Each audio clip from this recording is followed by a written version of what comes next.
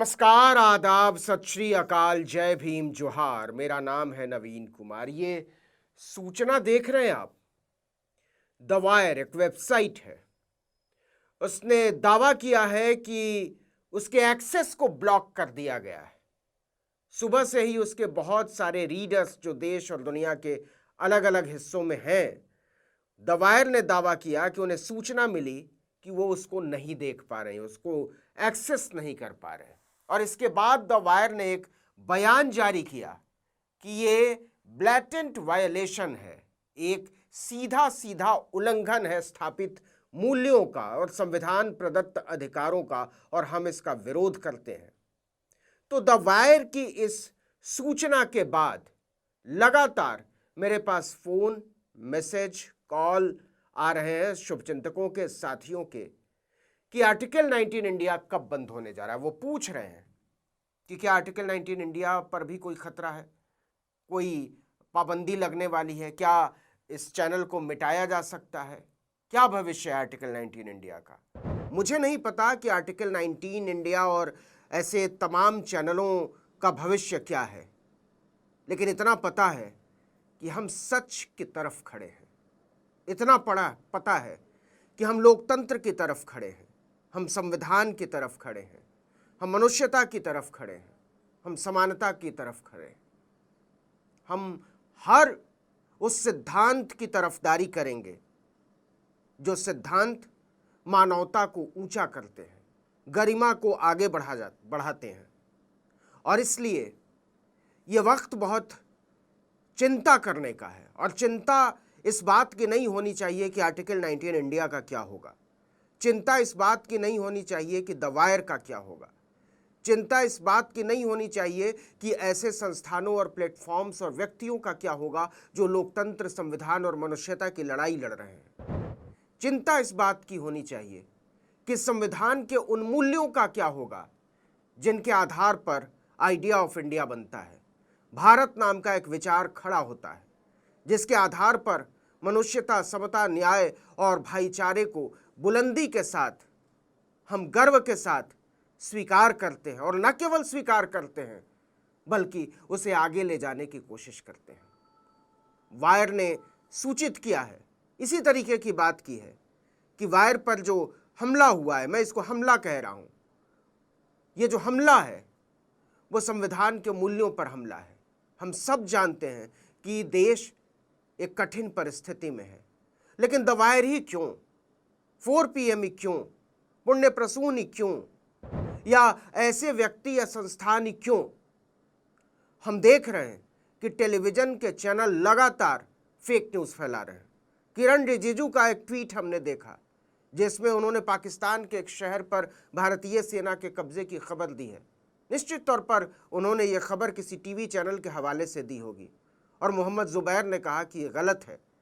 लेकिन ज़रा सोच कर देखिए कि सरकार का एक मंत्री, कैबिनेट मंत्री, एक वरिष्ठ मंत्री जो कानून मंत्री रहा हो, वो सरेआम टेलीविजन चैनलों के फेक न्यूज़ नैरेटिव के जाल में फंसता है। और ये कोई किरण रिजिजू अकेले नहीं है, तमाम चैनल धड़ल्ले से फेक न्यूज़ फैला रहे हैं, तमाम एंकर धड़ल्ले से फेक न्यूज़ ट्वीट कर रहे हैं, गलत वीडियो ट्वीट कर रहे हैं। कोई इजराइल का वीडियो ट्वीट कर रहा है, कोई भारत का ही पुराना वीडियो ट्वीट कर रहा है, कोई पाकिस्तान का पुराना वीडियो ट्वीट कर रहा है, कुछ तो वीडियो गेम्स के आधार पर चैनलों पर पूरी पूरी खबर बना दे रहे हैं। लेकिन आपने सुना कि कभी आज तक को बैन करने की बात हुई हो? आपने कभी सुना कि ABP न्यूज़ को बैन करने की बात हुई हो? हमने देखा कि जी न्यूज़ ने, न्यूज़ 18 ने, बहुत सारे चैनलों ने सरेआम एक भारतीय नागरिक की हत्या को पाकिस्तानी आतंकवादी की हत्या करार दिया और कहा कि एक आतंकवादी मारा गया है, जबकि वो एक बहुत सम्मानित शिक्षक थे, मोहम्मद कारी। हमने आपको अपनी एक खबर में बताया था।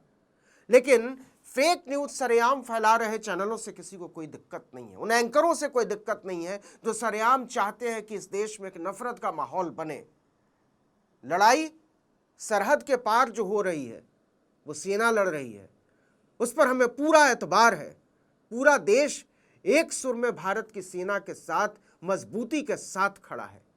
लेकिन जो जंग भारत की ही जनता के एक तबके के खिलाफ न्यूज चैनलों से छेड़ी जा रही है। क्या उस जंग को जायज ठहराया जा रहा है? तेजस्वी यादव ने साफ कहा कि व्यूज के चक्कर में, टीआरपी के चक्कर में, अपनी लोकप्रियता बढ़ाने के चक्कर में साख को, पत्रकारिता की साख को इतना नीचे मत गिरा दीजिए जहां देश को शर्मिंदा होना पड़े। तो अब समझिए कि देश किस बात से शर्मिंदा होगा। ये चैनल जो दिन रात कुछ पता नहीं चल रहा कौन सी खबर असली है, कौन सी खबर नकली है। अगर टेलीविजन चैनलों और उनके एंकरों के ट्वीट्स और उनके शोज को मान लें तो इस्लामाबाद पर भारत का कब्जा हो चुका है, कराची पर भारत का कब्जा हो चुका है, लाहौर पर कब्जा हो चुका है, रावलपिंडी पर कब्जा हो चुका है। खंडन करते करते परेशान हैं सरकार के लोग और सिविल सोसाइटी के लोग और फैक्ट चेकर्स। मोहम्मद जुबैर दिन रात जाग जाग कर अतिरिक्त काम करके बता रहे हैं कि क्या क्या फेक फैलाया जा रहा है, क्या क्या गलत सूचनाएं, भ्रामक सूचनाएं फैलाई जा रही। लेकिन यह आपराधिक है कि वीडियो गेम के आधार पर आप हमले की खबर चला रहे हैं। यह तनाव को बढ़ाएगा, यह असमंजस को बढ़ाएगा, यह नागरिकता के बोध को मारने जैसा है, ये भारत की सामूहिक चेतना को भ्रष्ट करने जैसा है और ये आपराधिक है। यह आपराधिक इसलिए भी है कि इसका नुकसान केवल अभी तक के लिए नहीं है। तमाम ऐसे प्रगतिशील, कथित प्रगतिशील लोग हैं जो इस मुश्किल घड़ी में जन पक्षधरता को छोड़कर और विचारशीलता को छोड़कर सिर्फ किसी तरीके से अपने आप को बचाने में लगे हुए हैं। हम समझ सकते हैं कि उनकी अपनी मजबूरियां हैं, वो अलग थलग नहीं दिखना चाहते, वो चिंतित हैं, वो परेशान हैं, वो किसी भी तरीके से अपने आप को उस खेमे के आसपास दिखाना चाहते हैं जो खेमा युद्ध की सघनता से खुश है या जो चाहता है कि यह और बड़ा हो। वो युद्ध के मजे ले रहा है और युद्ध के भी मजे नहीं कहना बल्कि कहना चाहिए कि वो युद्ध की भूमिका के मजे ले रहा है। आधिकारिक तौर पर तो युद्ध अभी शुरू भी नहीं हुआ है।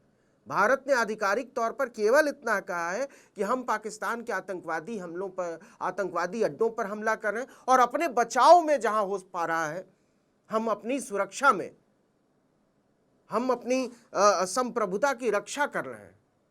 कभी भी भारत सरकार ने यह नहीं कहा है कि हम पाकिस्तान के साथ युद्ध में हैं या युद्ध जैसी स्थिति में हैं।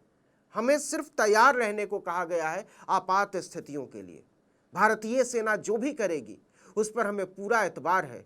लेकिन वाकई मेरे पास इस सवाल का जवाब नहीं है कि आर्टिकल 19 इंडिया का भविष्य क्या होगा।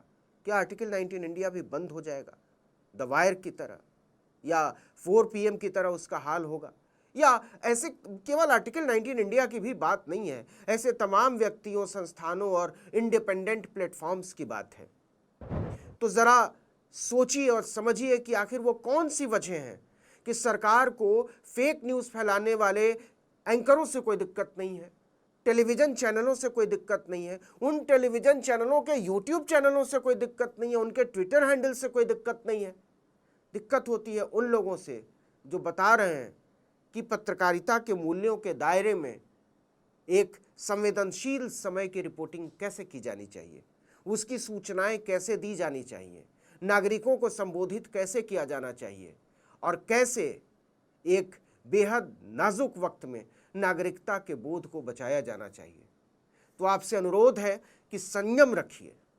हम जानते हैं कि आप फिक्रमंद हैं हमारी तरह के तमाम व्यक्तियों, संस्थानों और आर्टिकल 19 इंडिया के भविष्य को लेकर, और ये वाकई हमारी ताकत है, हमारी पूंजी है और हम इसको हर सांस के अंतिम छोर तक बचाना चाहेंगे।